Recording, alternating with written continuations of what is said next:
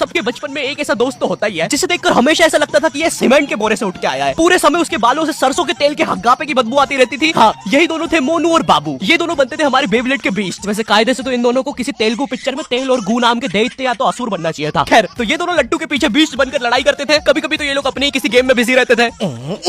गोटियों का बादशाह, ला मेरे कंचे। वो देख चिड़िया। किधर है चिड़िया, किधर है? ओए! कोई बात नहीं दोस्त, तुझे तो पता ही है, बाबू ऐसा ही है। तुम्हें पता है ना ये कितना जरूरी सामान है। वो देखो चिड़िया, किधर है? अरे किधर है चिड़िया? साला हमको झूठ बोला। तुम क्या देख रहे थे बे मोटे? आपको तो पता ही है सर, बाबू ऐसा ही है। तुम मेरी बीवी के साथ क्या कर रहे हो? चिड़िया! अरे रूम में कैसे आएगी? किधर है चिड़िया? अरे मेरी बीवी!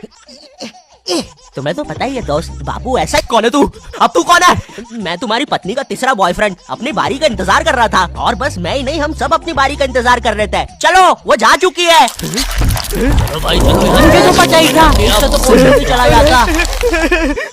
हमारे मोहल्ले के लट्टू वर्ल्ड चैंपियन थे सोंटी भैया, और इनके पास था एक विनाशकारी मूव। जब लट्टू पे लगेगा तेल, होगा मौत का खेल। अरे बाप रे! अगर एक बार वो लट्टू सोंटी भैया की बुंड में घुसा, फिर तो सोंटी भैया एक ही बार में पूरा मोहल्ला हरा देते थे। वैसे ये मूव बार बार करने के कारण सोंटी भैया के इंटरनल ऑर्गन डैमेज हो गए थे। देखो सोंटी, मुझे तुम्हें बताते हुए बड़ा बुरा लग रहा है, लेकिन जब मैं 5 साल का था, मेरा मामा मुझे बड़े बुरे तरीके से छूता था।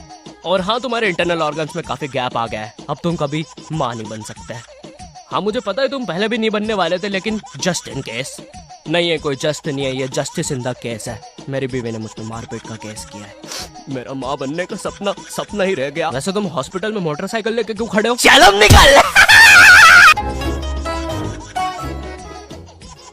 ड्रैगन बॉल जी, भाई इस शो को देखने में मैंने अपनी जिंदगी का इतना ज्यादा टाइम बर्बाद किया है, क्योंकि इसमें हीरो और विलन्स आपस में 6-6 महीने तक नहीं लड़ते थे। 300 एपिसोड तक बस एक दूसरे से बातें ही करते रहते थे। Goku फ्रीजा, Goku फ्रीजा।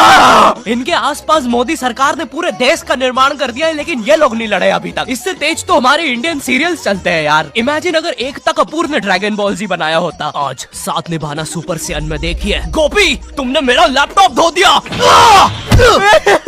गोकू, मैं प्रेग्नेंट हूँ। अभी तो नहीं थी, लेकिन अब हूँ। है ना ये खुशी की बात? हाँ हाँ, हमें माँ को बताना चाहिए। माँ, गोकू कहता है हमारे घर पे सीआईडी घुस आई है। हाँ, लेकिन क्यों? गोकू, मुझे तो लगता है गोपी, माँ वो प्रेग्नेंट थी। क्या? कल तो नहीं थी।